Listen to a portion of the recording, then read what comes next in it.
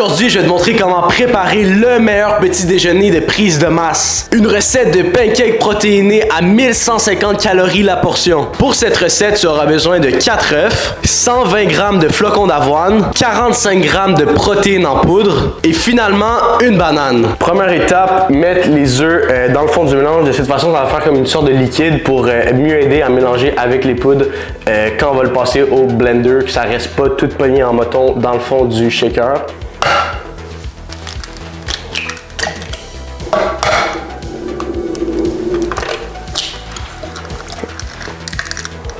Idéalement, on essaie que les coquilles ils cassent pas dans le mélange.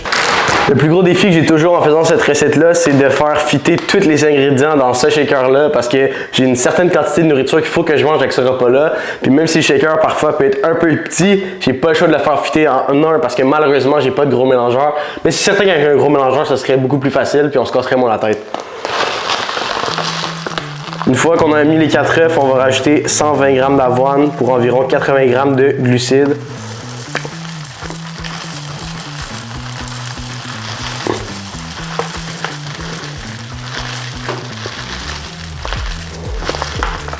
Parfait. 121 g d'avoine, ça va le faire. Suite de ça, ce que je vais faire, c'est tout de suite le mélanger parce que sinon, il ne restera plus de place dans le blender pour les autres ingrédients.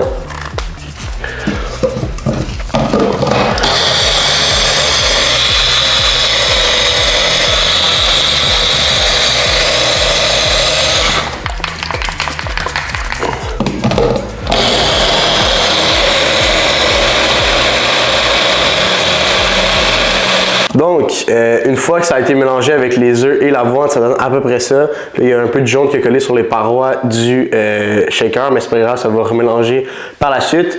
Fait que là, le niveau est à peu près aux 3/4, fait que c'est parfait. D'après moi, il va nous rester en masse de place pour ajouter la protéine en poudre et la banane.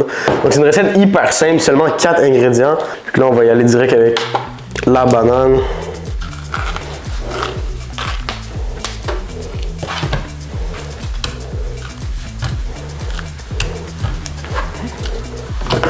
On va remélanger tout de suite pour faire un peu plus de place pour la protéine en poudre.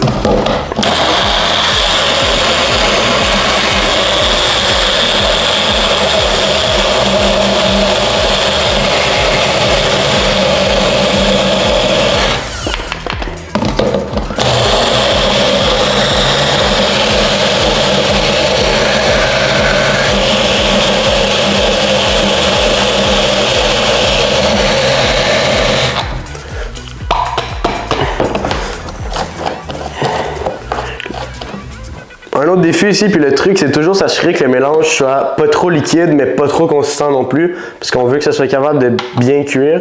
Donc l'avoine, dépendamment des quantités que toi tu as besoin personnellement dans ta diète ou dans ta journée, comme quantité de glucides, déjà 120 g, je pense que c'est pas le maximum qu'on peut mettre dans le shaker sans que ça devienne trop sableux comme texture.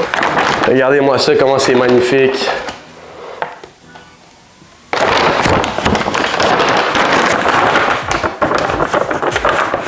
Donc, on va essayer d'en mettre le plus possible. Moi, j'ai besoin d'un scoop et demi, mais je penserais pas que je vais être capable de tout le rentrer dedans. Okay.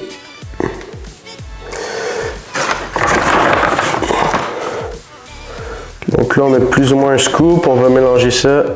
Là, le problème, c'est que je pense que toute la poudre va coller sur le mélangeur. Ce qu'on veut pas, on veut pas gaspiller des protéines inutilement.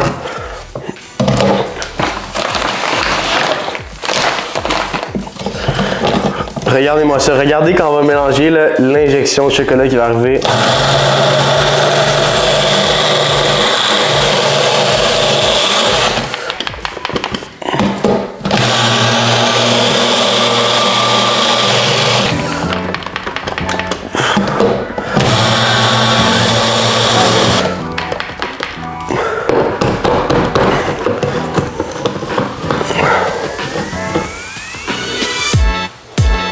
On va essayer de rajouter le dernier 15 g de protéines en poudre qui nous manque.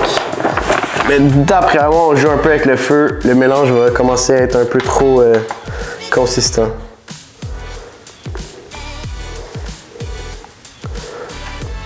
Parfait, 14 grammes, ça va le faire. Dernière étape de cette recette, avant de passer à la cuisson,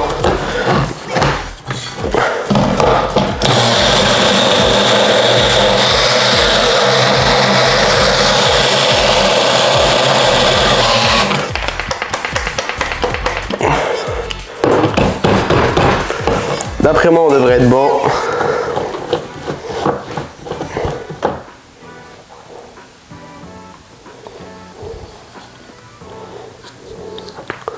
Wow, regardez-moi ça. Wow. Maintenant, l'étape que vous devriez le plus redouter, selon moi, c'est la cuisson. Le truc que moi j'ai trouvé avec l'expérience que j'ai acquérie à force de faire cette recette-là, c'est de faire plein de petites crêpes, puis de laisser la poêle assez chauffée, de ne pas le mettre quand, comme vous voyez là, la poêle est encore trop froide. Il faut attendre un peu que la poêle réchauffe. Quand la poêle va être bien chaude, on fait comme 3 petites crêpes au lieu d'en faire une grosse. De cette façon-là, on va être capable de beaucoup plus facilement la retourner sans la briser. Donc la poêle est assez chaude. Moi personnellement, je mets ni beurre ni huile pour sauver un peu sur les calories, d'autant plus que ma poêle est anti-adhésive, donc ça ne collera pas. Donc ce que je voulais vous montrer tantôt, c'est de faire 3 petites crêpes comme ça, plutôt que d'essayer d'en faire une grosse. Ça va être beaucoup plus facile à retourner sans la briser. Idéalement, on essaye qu'ils ne se touchent pas entre eux.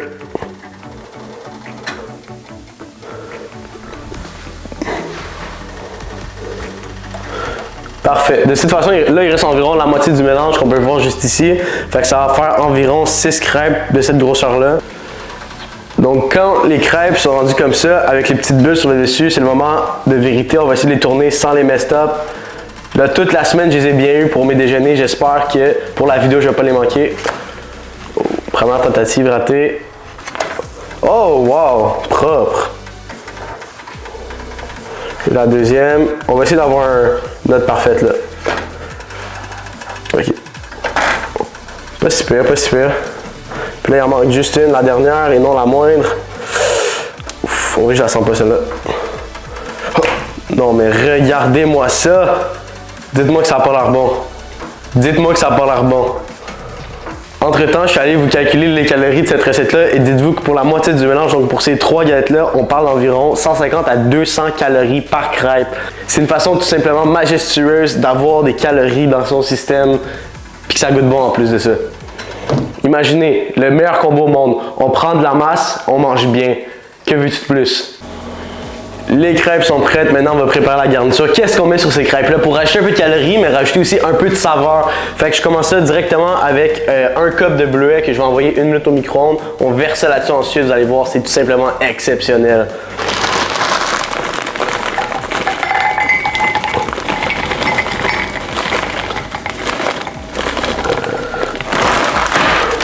Parfait, on a nos 200 g de bleuets congelés. On va venir faire avec ça ensuite. Envoyer ça pour une bonne minute au micro. Les bleuets ont fini de décongeler. Là, les crêpes sont passées dans l'assiette. Je vous montre tout de suite le deuxième ingrédient qu'on va avoir besoin pour la garniture, qui est à dire 15 ml de sirop d'érable. Rajouter un petit bout sucré. Également, nous rajouter un beau 14 g de glucides, 60 calories, très facile, très savoureux surtout. Mais maintenant, c'est le temps de voir le résultat final. Regardez-moi ça. Oh, wow. Wow.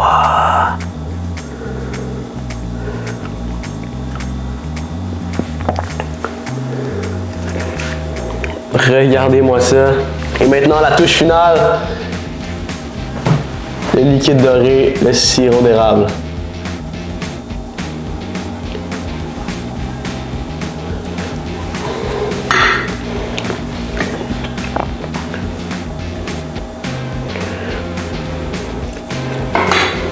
« 15 grammes pile, on a notre sirop d'érable. »